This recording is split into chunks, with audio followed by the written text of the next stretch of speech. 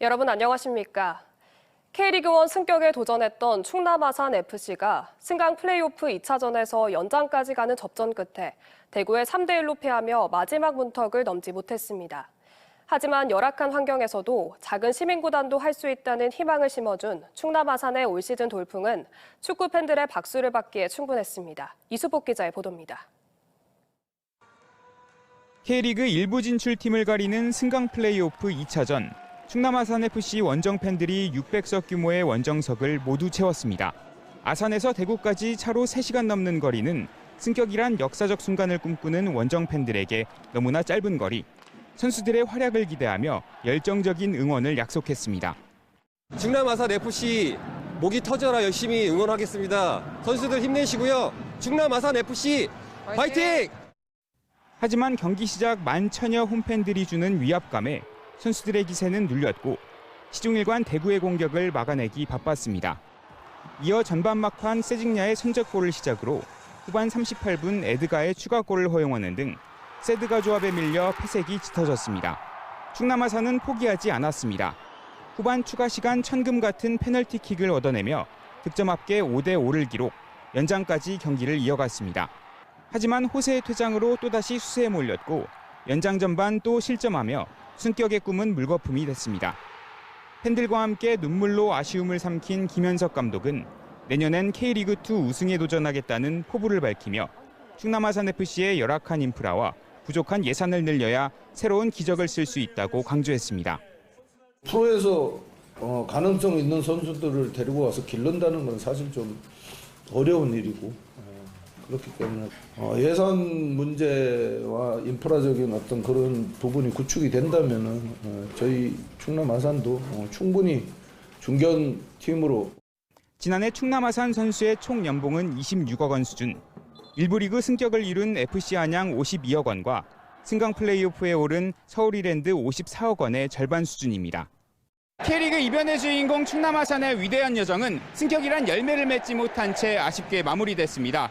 하지만 팬들에게 작은 시민구단도 할 수 있다는 새로운 희망을 심어줬습니다. TJB 이수복입니다. 충남도 선관위가 서천군 의회의 업무 추진비 집행과 관련해 선거법 위반 여부에 대한 조사에 나섭니다. 충남 선관위는 군의회 업무 집행비 사용 과정에서 의장단 식사대금이 직원 격려 식사대금으로 둔갑했다는 의혹과 866만 원 상당의 명절 선물 구입 과정에서 선거법 위반 의혹이 제기됨에 따라 곧 현지 조사에 나선다는 계획입니다.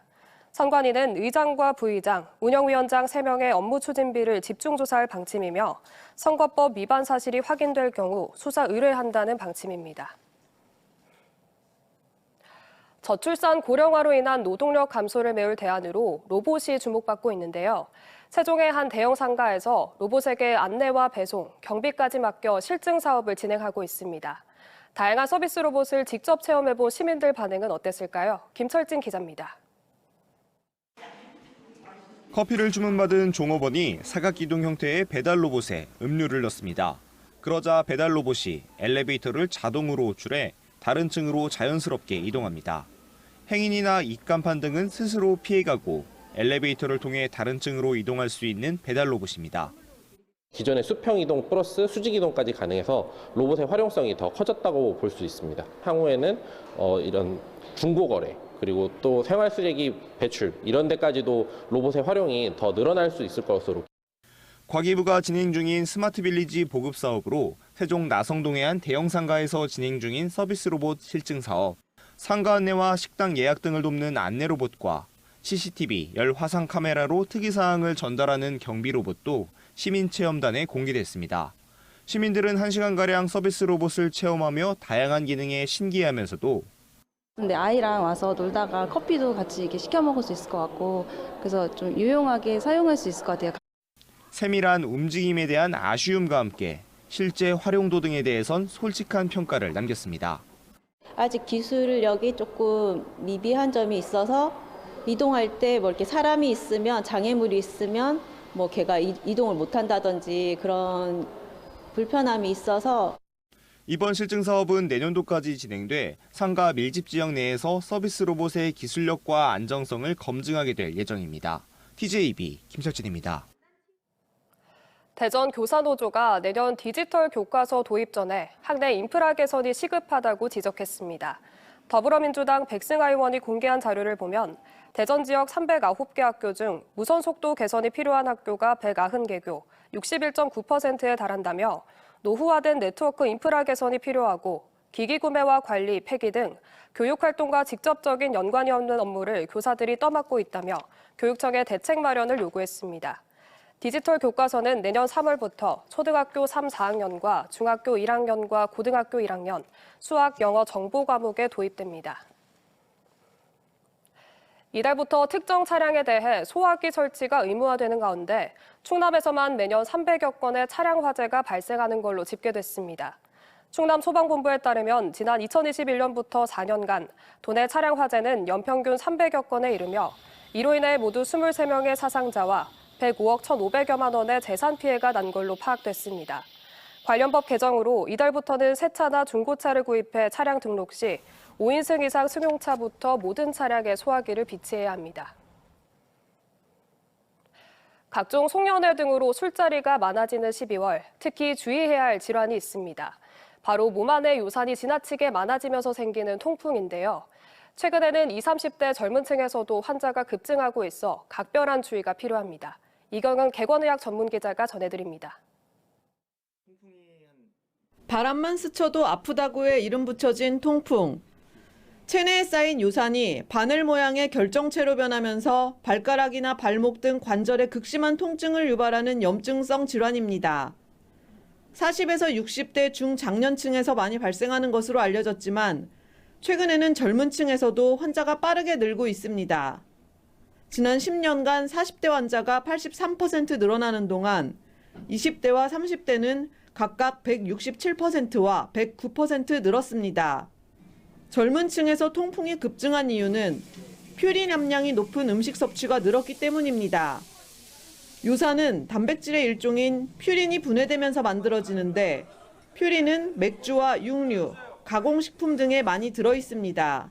젊은 층에서 통풍 환자가 증가하는 이유는 비만과 운동 부족, 그리고 특히 요즘에 각광받고 있는 고단백 식단 같은 그런 식단을 통해서 육류 섭취와 보충제 섭취가 많아지면서 통풍은 한번 발생하면 이뇨제나 요산 생성 억제제를 사용해 평생에 걸쳐 치료를 받아야 하고 재발 가능성도 높습니다. 때문에 식습관 개선을 통한 예방 노력이 무엇보다 중요합니다. 절주와 함께 치킨이나 육류 위주의 식사는 줄이고 퓨린이 거의 없는 해조류와 야채류를 많이 섭취하는 게 좋습니다. 아울러 요산 배출이 원활하도록 하루 2리터 이상 물을 많이 마셔주는 것도 중요합니다. 퓨린 함량이 낮은 채소와 식물성 단백질이 높은 두부 같은 음식을 통해서 균형 잡힌 식단을 유지를 하시고 음주는 피하시되 충분한 수분 섭취를 통해서 요산 수치를 관리하시는 것이 좋겠습니다. 특히 비만일수록 통풍 발병 확률이 높아지는 만큼 규칙적인 운동을 통해 적정 체중을 유지해야 합니다. 또 가족 중에 통풍 환자가 있다면 본인에게 큰 이상이 없더라도 정기적인 검사를 통해 혈중 요산 농도를 확인하는 게 좋습니다. TJB 닥터 리포트 이경은입니다.